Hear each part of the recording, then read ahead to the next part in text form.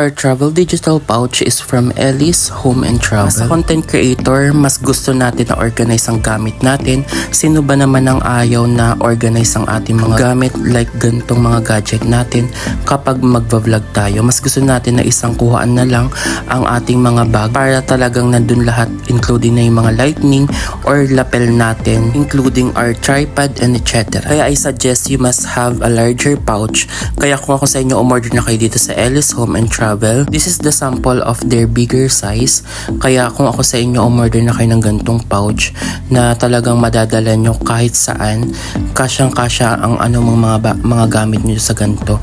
Kasama na mga earphones nyo, mga parang hindi talaga sabog-sabog ang mga gamit nyo. Kaya kung ako sa inyo, umorder na kayo ng ganito. Yung talagang bigger size ang piliin nyo.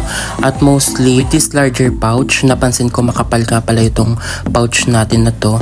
Kaya talaga mapoprotektahan ang inyong mga gamit or equipment sa pagbablog ninyo. At hindi lang to pwede sa mga gadget, pwede rin to sa mga kung mag-outing kayo or may mga travel kayo, pwede kayo dito maglagay ng mga damit nyo para talagang organize ang gamit nyo.